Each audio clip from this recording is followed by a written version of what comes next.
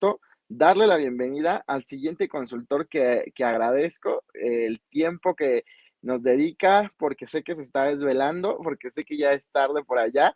Él es Daniel. Daniel Ruiz Miguel es de España y el día de hoy nos hablará sobre su conferencia. Cuéntame la historia que quiero escuchar. Pero ¿quién es Daniel? Bueno, quienes han estado en el encuentro Hagamos con Paul el año pasado lo han visto por acá y también en algunos otros eventos. Y por supuesto que hay una masterclass pendiente y que estaremos ya agendando en los próximos días, Daniel. Yo me comprometí a eso y ya tenemos fechas que te vamos a compartir más adelante. Pero les voy a leer un poquito sobre él. Es consultor político y responsable de comunicación digital. Actualmente trabaja para uno de los partidos de gobierno allá en Zaragoza, España. Y bueno, además de esto es docente y si no mal recuerdo también es colaborador de la revista ACOP, una de las revistas más importantes en la consultoría política. Miguel, ¿cómo está? Miguel. Daniel, discúlpame, buenas noches para ti. Muchísimas gracias, José Luis, amigo. La verdad que es un placer estar con todos vosotros y como siempre aquí al pie del cañón, las veces que haga falta.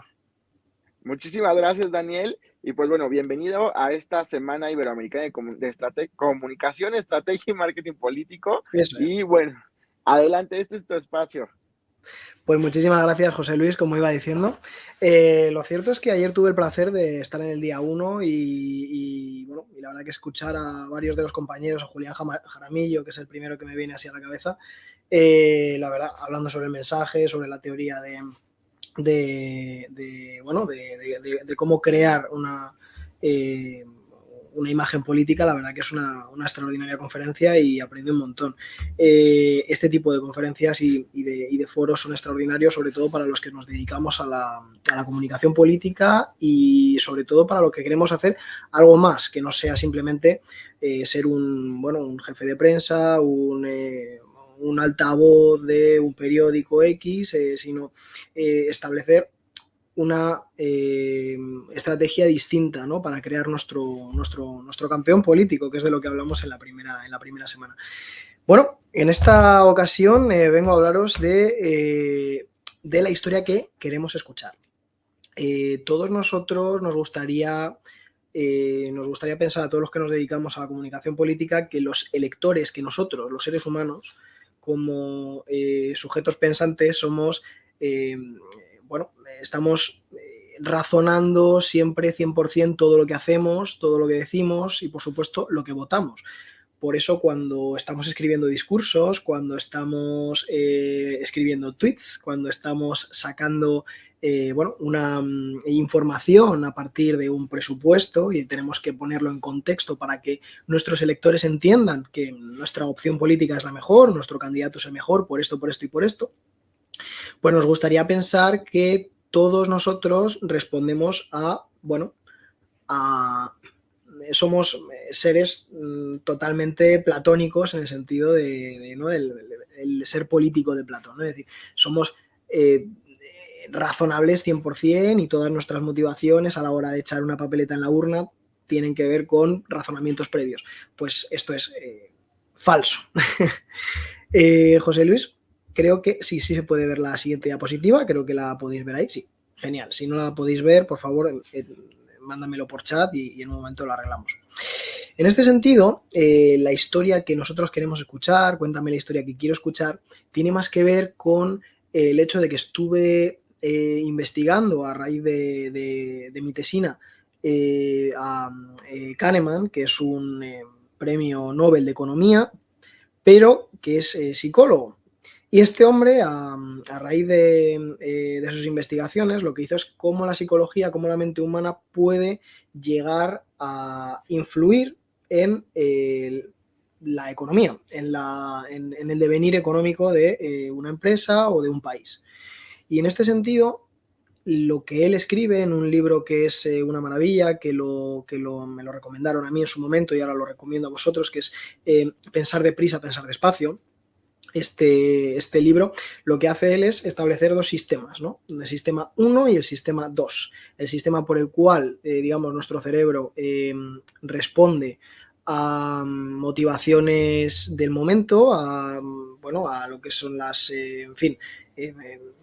es decir, los ruidos, los colores, los pensamientos, los estereotipos, lo primero que te viene a la cabeza, o el sistema 2, que son nuestros razonamientos, nuestro pensamiento analítico, digamos que el ser más platónico que tenemos en nuestro interior. Y nos damos cuenta que, él se da cuenta en su investigación, que la inmensa mayoría de las conclusiones a las que llegamos como seres humanos tienen más que ver con el sistema 1, el sistema no razonable, los sentimientos, las emociones, que con el sistema 2. Y esto aplicado a la política, que después de este rollo que os acabo de meter pensaréis que estoy hablando de otra cosa y que no tiene nada que ver con la comunicación política, esto tiene que ver todo con la comunicación política. Volvamos hacia atrás. Pensemos ahora en estos fenómenos de la comunicación política, como son Andrés Manuel López Obrador, que ustedes lo conocerán muy bien, Pedro Sánchez, es el actual presidente del gobierno de España, también lo es López Obrador en México, el presidente de El Salvador, yo soy un fan de Nayib Bukele a nivel profesional, no tanto ya a nivel político o que sea de mi cuerda o que esté de acuerdo con sus medidas, sino comunicación política. Este hombre es un 10. Y o el otro fenómeno que es Petro, ¿no? Petro y Francia, ¿no? El nuevo presidente, flamante presidente y vicepresidenta de Colombia. Pues estos líderes tienen algo en común, y es que son muy carismáticos. Son los líderes clásicos, los salidos de la Obamamanía, ¿no? Este término que me acabo de inventar. Este líder político, aunque sean muy diferentes entre ellos, aunque el presidente de Colombia tenga muy poco que ver con el presidente de España, Petro con Pedro Sánchez o Andrés Manuel con Nayib Bukele, es decir, de hecho son bastante diferentes, sí que tienen algo en común, y es que mueven masas. Son personas muy carismáticas, son personas que tienen un punto más de empatía, que logran conectar muy bien con sus públicos, saben debatir, saben utilizar sus argumentos muy bien, y son el político con el que todo consultor querría acabar trabajando, porque te lo hace muy fácil. Son campeones en el sentido de que mueven masas, sin necesidad de una estrategia electoral demasiado bien pensada.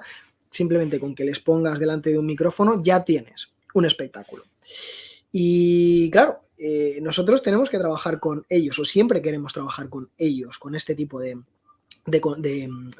políticos, ¿no? Que son números uno, son cracks en lo suyo. Ahora bien, nosotros como comunicadores, como consultores políticos, llamémoslo X, hemos aprendido en la universidad que existe una cosa que se llama el storytelling, por la cual nosotros tenemos que contar una historia maravillosa, tenemos que construir un relato que cuadre además con las acciones del storytelling y el story doing, ¿no? Lo que contamos y lo que hacemos a nuestros electores. Y esto tiene más que ver con lo que esto es lo que tiene más que ver con estos cracks que con el político real, porque políticos como este hay uno de cada 200. La inmensa mayoría son gente más normal. Más normal no quiere decir peores, sino que quiere decir que son gente que no está acostumbrada a que no. Cristiano Ronaldo o Messi solo hay uno, ¿no? En este sentido pasa lo mismo. Son políticos que llevan toda su vida en el ámbito municipal, autonómico o incluso nacional, pero sin un gran relieve, o que no son especialmente telegénicos, o que no son de verbo fácil, pero tienen otras cualidades, entre las cuales no está el ser un fenómeno de masas. Es este líder tranquilo, es este político por el que en un principio, en un primer momento, nunca apostarías, pero que sin embargo acaba ganando. Y es ahí donde quiero llegar. Porque no todos los políticos que ganan las elecciones, o la inmensa mayoría de los políticos que ganan elecciones, no solo en Iberoamérica, sino también en el resto de Europa, ¿por qué son diferentes a estos? Pues porque existe otro camino, es decir, el perfil bajo. Nosotros ahora mismo en España tenemos varios ejemplos, por ejemplo, en el Partido Popular es bastante claro, de estos dos tipos de líderes. Tenemos el líder de masas, o en este caso la líder de masas, que es la presidenta de la Comunidad de Madrid, que se llama Isabel Díaz Ayuso, que es un fenómeno de masas, en el sentido de que allá donde aparece ella, la gente enloquece. Y durante las elecciones, fueron hace un poquito más de un año, en la Comunidad de Madrid, que es la capital de España, ustedes saben, tiene más de 7,5 millones de habitantes, es decir, una región muy grande y la principal en potencia económica de España, y por lo tanto capital en el sentido de importancia para los partidos políticos, ¿no? Pues son regionales, pero en realidad se miden a escala nacional. Lo que ocurre ahí suele ser un terremoto para lo que es a nivel nacional. Bueno, pues esta mujer es un ejemplo de político de masas, de fenómeno. Podríamos analizar el fenómeno Ayuso un montón de tiempo, pero no es lo que viene al caso. Y luego tenemos también en el mismo partido el otro alma, ¿no? Que es el presidente del Partido Popular a nivel nacional, que es Núñez Feijóo. Y el candidato más potente ahora mismo para acabar presidiendo el año que viene el gobierno de España. Y el candidato que es plausible que pueda quitarle el trono, entre comillas, a Pedro Sánchez. Bien, pues son dos liderazgos completamente distintos y, sin embargo, parece que los resultados acompañan a ambos. Aquí es donde entra esa dinámica. No siempre hace falta ser un líder de masas para llegar a aspirar a ganar elecciones. Muchas veces el perfil bajo es lo que permite capear el temporal mucho mejor. Cuando nosotros nos enfrentamos a comunicación de gobierno, lo que hacemos es lo que en comunicación corporativa se llaman crisis reputacionales, pero continuas. Si yo ahora mismo estoy trabajando para Coca-Cola, o si estoy trabajando para Nike o para cualquier otra empresa grande, podré tener una crisis reputacional al mes o cada 2 meses o al año. Pero si yo estoy trabajando para un partido de gobierno,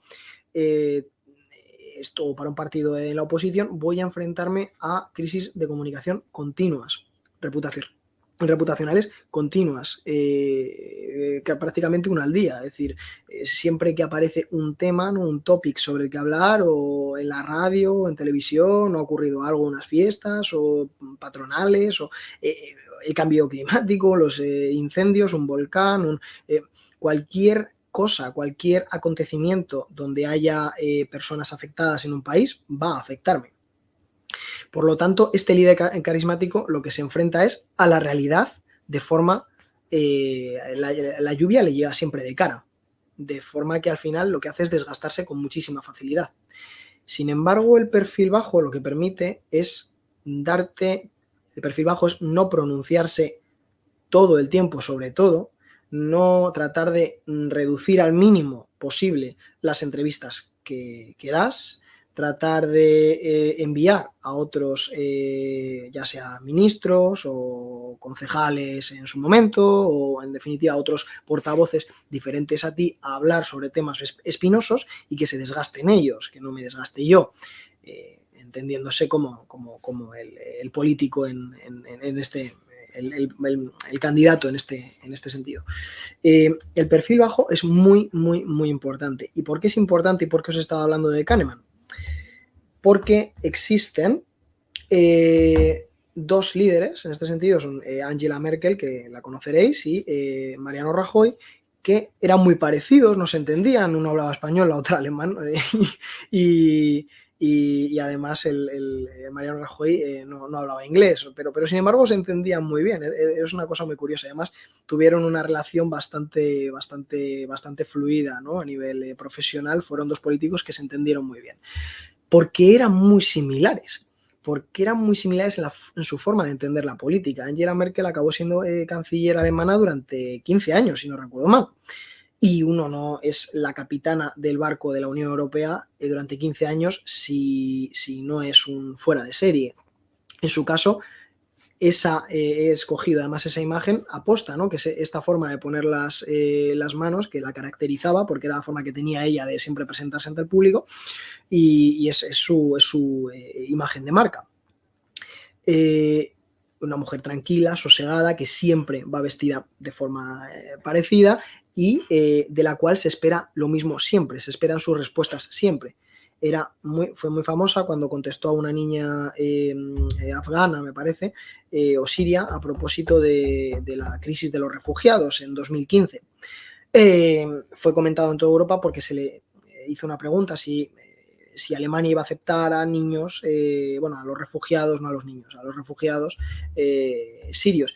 Y Angela Merkel le respondió, además, en un acto con niños y demás, de una forma muy, muy fría, muy tranquila, pero muy fría, que no, que habría que ver cada caso y demás, pero fue un no rotundo. Esto que fue, dice, madre mía, qué frialdad. Pero sin embargo, los electores alemanes no esperaban otra cosa de Angela Merkel. De hecho, se la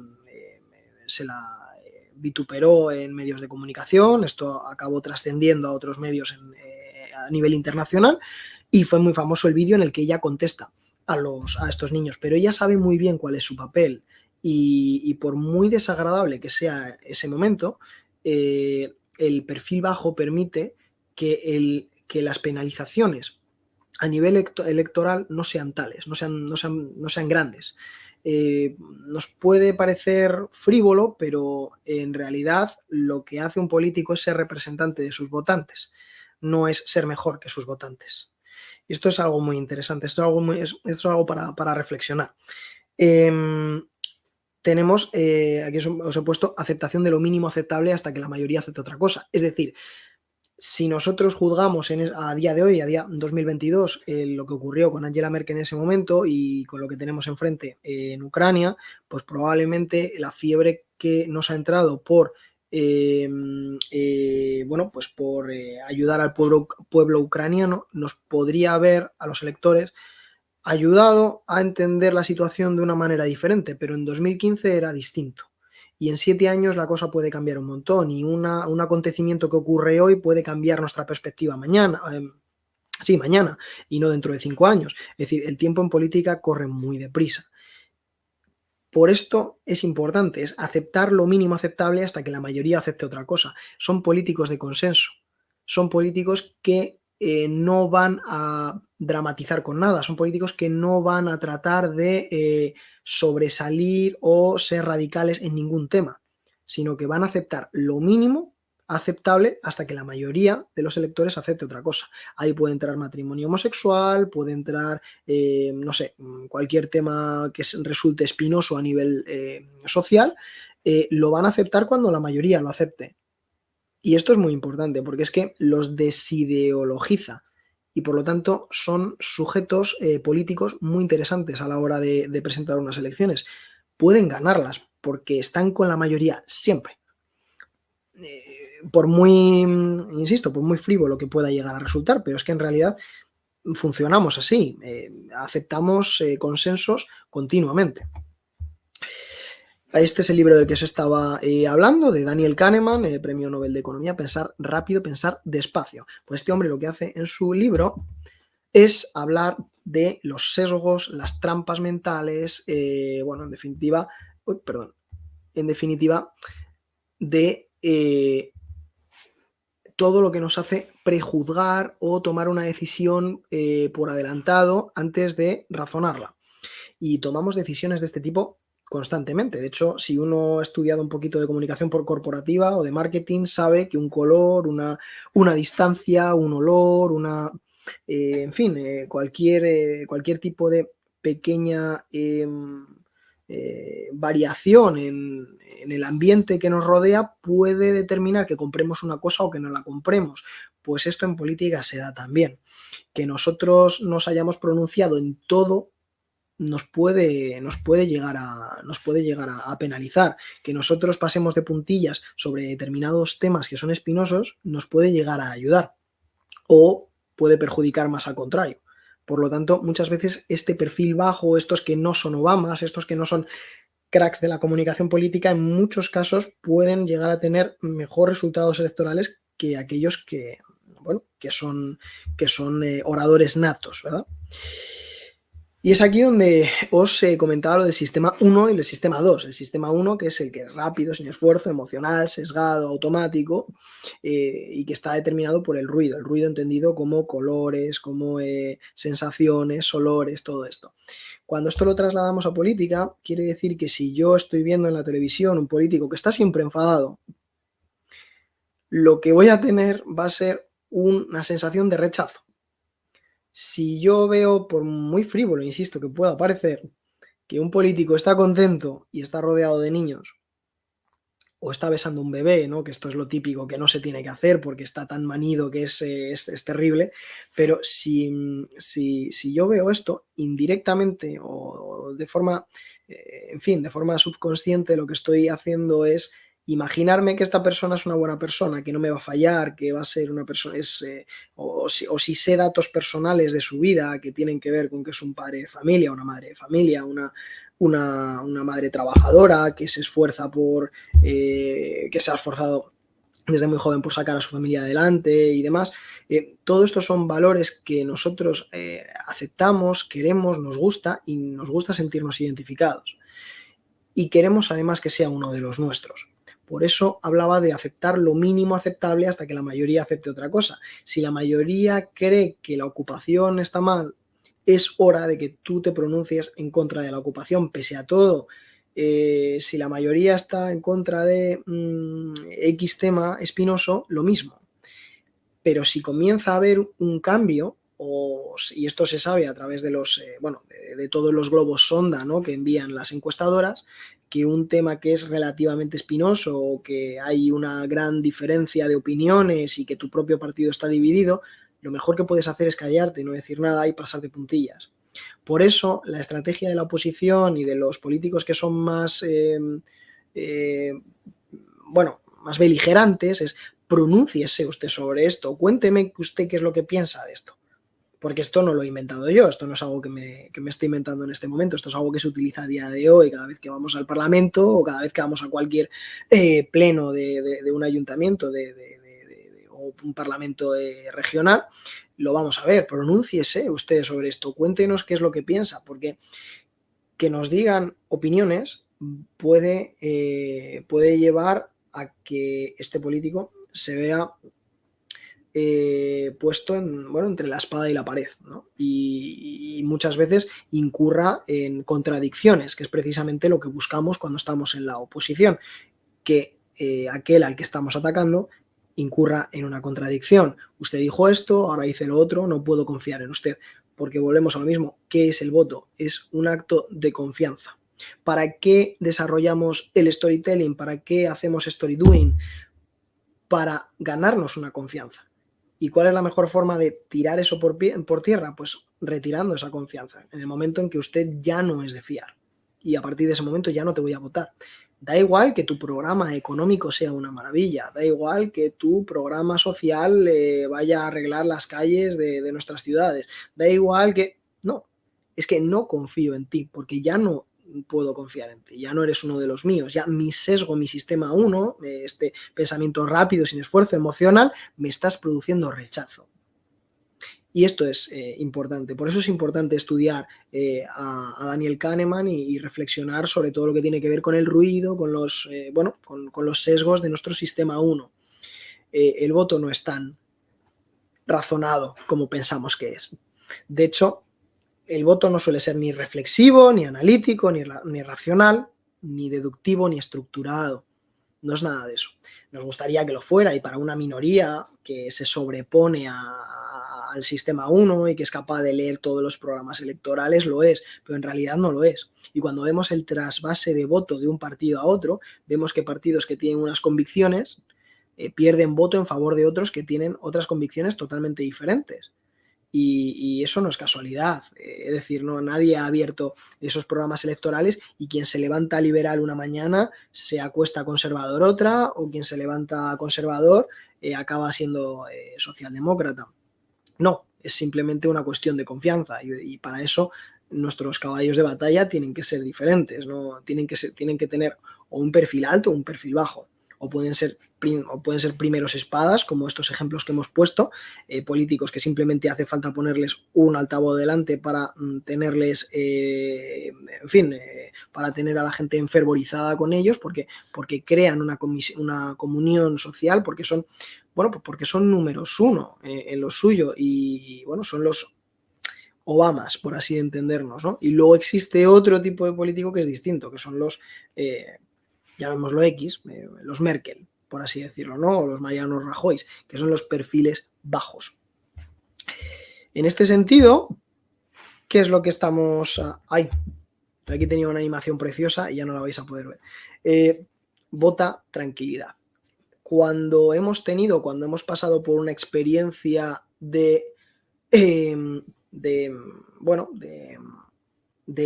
votos, o sea, de gobernantes que no nos, en fin, de este tipo más radicales en el sentido del discurso, de un Obama, cuando pasamos de un Obama automáticamente la gente, los ciudadanos lo que hacemos es votar a un Merkel. ¿Por qué? Porque estos perfiles bajos lo que consiguen es concitar un gran apoyo sobre consensos muy comunes, y cuando tenemos a un caballo de batalla, a un primer espada, batallando por una idea que sea espinosa o o tomando decisiones que son muy valientes, en el momento en que hacen eso, lo que están haciendo es ponerse de cara contra el viento, con la lluvia de cara y en definitiva con una gran oposición que les va a ir desgastando, y al final la gente lo que suele hacer es irse a la tranquilidad, a aquello que metafóricamente me está dando una tranquilidad, alguien, un político que me va a decir, bueno, usted va a seguir siendo... va a seguir trabajando donde trabaja, va a seguir, en fin, nadie le va a entrar en su casa y se la va a ocupar, si usted me vota, su hijo podrá continuar haciendo el Erasmus, en definitiva, liberar esas expectativas. Y para eso sirven estos perfiles bajos, para sacudirse las expectativas que uno tiene sobre cómo va a ser mi futuro, porque en definitiva un voto es una cuestión de confianza y de expectativas. Así que no sé si me he pasado del tiempo, he tratado de hacerlo milimétrico. José Luis. Sí, nos sobran 2 minutos, Daniel. Sobran 2 minutos, perfecto. Lo he conseguido. La última vez me pasé. Yo no sé si alguno de ustedes tienen alguna pregunta, alguna duda en particular. A mí sí me gustaría recomendarles a Daniel Kahneman y sobre todo, bueno, también hay un libro que me ha inspirado mucho, que es Frases como puños, de Luis Arroyo, que es un consultor político español. También hablé de él también en la primera semana que estuvimos aquí hablando en Hagamos Comunicación. Y realmente es importante, ¿no?, entender el acto del voto como un tema de confianza, porque al final, cuando nos encontramos con una estrategia de comunicación en la que tenemos que valorar lo que hemos hecho en la oposición o lo que hemos hecho en gobierno y tratar de presentarlo a los ciudadanos, eso es una parte, pero en definitiva es nuestro candidato, quien funciona o no funciona, y muchas veces tendemos a pensar que el candidato lo es por siempre, pero en realidad son productos electorales. De igual forma que nosotros estamos vendiendo un producto X, la Coca-Cola, unas zapatillas Nike, tal, eso tiene una fecha de caducidad, y muchas veces muchos políticos lo que ocurre es que se convierten en juguetes rotos, porque una vez de que el electorado les retira su confianza, muchos no entienden el por qué, y es porque es un juego muy perverso. No quiere decir que la gente te haya dejado de querer por lo que has hecho, no quiere decir que no hayas trabajado, no quiere decir... Por más que traten de explicar esto al electorado, es extremadamente difícil por los sesgos, porque buscamos muchas veces la novedad, porque es una cuestión de expectativas, y esto es un péndulo. De igual forma que vienen los caballos de los Obamas y acaban en Merkels, de nuevo vuelven los Obamas, y esto es así, es un péndulo. Ustedes en Iberoamérica lo saben perfectamente.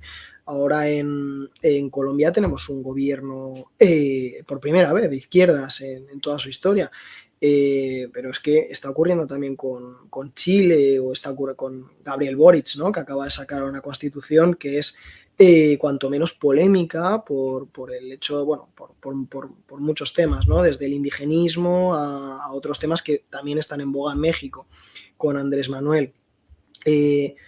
No sería extrañar, es decir, el mismo país que votó a Peña Nieto está votando ahora en masa a Andrés Manuel López Obrador. Los mexicanos que se acostaron conservadores, se levantan indigenistas y de extrema izquierda, no tiene sentido. Pues muchas veces conviene tener esto en cuenta, ¿no? Que se trata un poco de la ley del péndulo, y esto no lo digo yo, sino que esto está estudiado y lo podemos ver en muchos movimientos que son pendulares en la historia de prácticamente cualquier país, salvo excepciones. También me gustaría reseñar que hay una cuenta de Twitter que se llama, bueno, Twitter no sé si además está, yo lo sigo por Twitter, que se llama Politizados, y muchas veces lo que hacen ellos es poner hacer vídeos animados de cómo son la composición de los parlamentos en los diferentes países en los últimos 40, 50, 60 años.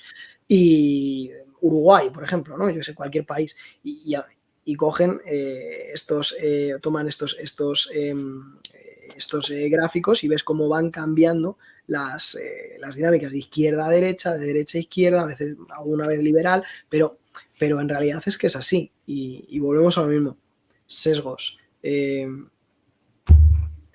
Hace una pregunta que es... Hay una pregunta, sí, de Rosa Livia. Dice, estimado Daniel Ruiz de España, ¿es distinta la inteligencia emocional del coeficiente intelectual? Pues yo no soy un experto en inteligencia emocional ni nada por el estilo, pero lo que sí que es cierto es que al menos los autores que lo han estudiado, siempre hablan de los sesgos emocionales a la hora de elegir en fin, de tomar una decisión u otra. Lo que nosotros llamamos inteligencia emocional, ahora mismo esto se lleva mucho en educación. De hecho, a los niños ahora se les enseña esto que llamamos inteligencias múltiples. Ya no es inteligencia emocional, sino que son muchas más. No porque se te dé bien una cosa o porque se te dé bien otra eres más o menos inteligente. El coeficiente intelectual es algo que estuvo muy en boga en los años 50 y 60 a raíz de... hubo una explosión en Estados Unidos con el psicoanálisis. Y con el estudio posterior a Freud, porque Freud es anterior, él empieza a estudiar en los años 20, él emigra del imperio austrohúngaro donde vivía, desaparece el imperio y se va a Estados Unidos, le invitan allí a dar clase, me parece, en una universidad. Y los postfreudianos lo que hacen es poner de forma cuantitativa lo que es la inteligencia de las personas, ¿no? A raíz de estos estudios posteriores a Freud y lo que es el psicoanálisis. Esto ya no se lleva. Hay muchos autores que lo están a día de hoy. Esto está muy pasado de moda, todo lo que tiene que ver con el coeficiente intelectual y con no me sale la palabra, de forma cuantitativa lo que es la inteligencia. Y de hecho, a los estudiantes lo que hacemos, yo he trabajado en el bachillerato internacional y en colegios del IB, International Baccalaureate, y estos lo que hacen es trabajar eso, inteligencias múltiples, no inteligencia emocional. Así que sí que te diría que es distinto, porque ya no se habla de coeficiente intelectual y de hecho no se hacen este tipo de pruebas, al menos no en la educación formal. Y la verdad, ponerle un número de inteligencia a una persona, inteligencia numérica, inteligencia de qué tipo, pues son múltiples, son muy distintas.